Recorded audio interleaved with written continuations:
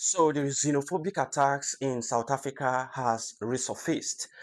It started with the local South Africans going to small businesses and asking them to leave their country and go back to their own country and fix their country. That they cannot allow other Africans to come into or other foreigners to come into South Africa while their own country is left unattended to.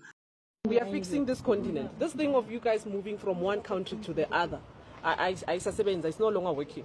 We don't want this as African people anymore.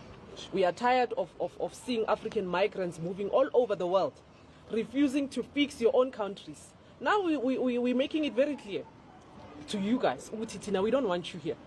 We want you to fix your countries. It has now progressed to, attacking the homes of foreigners, especially Nigerians and other Africans. But a lot of people do not know that this started a very long time ago.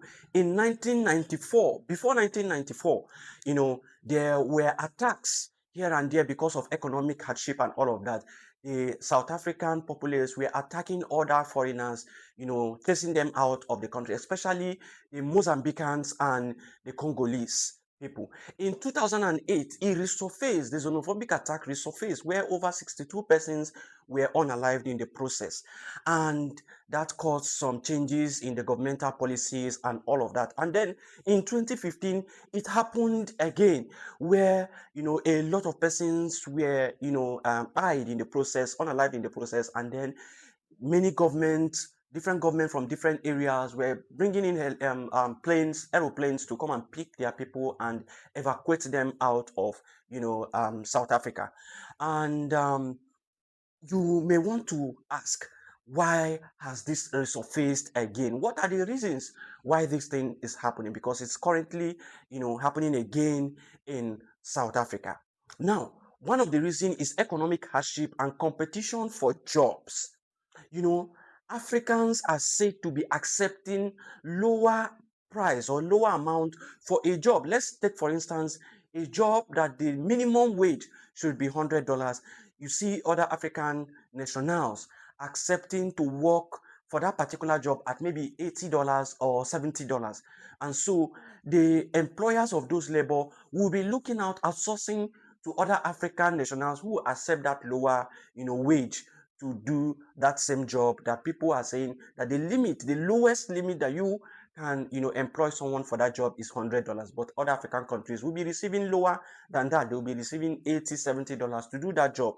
Now, the number two reason is poverty and frustration. Poverty and frustration. There is high level of unemployment in South Africa that has led to poverty and frustration in the peoples of South Africa. And so they are pouring this frustration out on everybody that, they feel or think is the cause of their problem. The number three reason is foreigners dominating small businesses. Foreigners are dominating small business, and that's why when they started, they went to, small scale business owners on the street, telling them to go back to their, their countries and fix their countries. These people are coming out from a hard situation and coming to your country to try to develop something, build something for themselves, and then you are chasing them to go and, fix their countries. What are they going to do to fix their countries except to fight? And when they go out to protest or fight, they are being, unalive in the process. So that is one other thing that, has caused South Africans to, continue to do these xenophobic attacks on other foreigners. Number four reason is false belief about crime. They believe in their head that, the increase in crime situations or crime activities is as a result of foreigners, that foreigners are responsible, especially Nigerians. They believe that foreigners are responsible for, criminal activities in their country. Now, another very strong point, the fifth point, is that political rhetoric is becoming a very big problem in South Africa. They want to use other African nationals as scapegoats, and then they begin to push these political rhetorics. They come out on media to say that foreigners are responsible for economic hardships in the country, and then they call for their nationals to do what? To restrict foreign workers. To restrict foreign workers. And so because of what they see and what they hear from their political leaders, they begin to act in a certain way. They begin to come out to do this xenophobic attack. And that's why you see nobody is talking to them. They allow them to do all these things to attack foreigners and to chase them away from their countries. And then you begin to ask questions. Why? What is happening?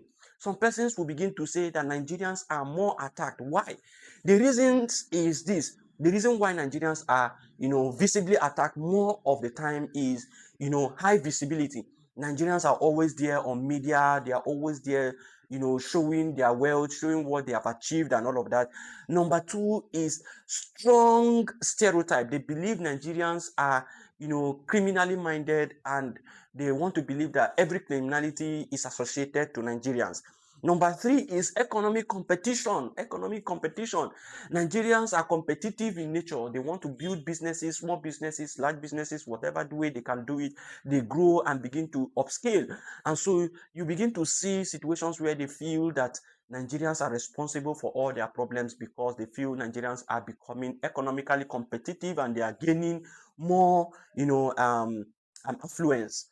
And then last but not the least, media, amplification. The media tends to amplify these rhetorics. The media tends to amplify all these things. And when they see and hear these things on media, they continue these xenophobic attacks. Now, the bottom line of the whole thing is that the economic frustration is there.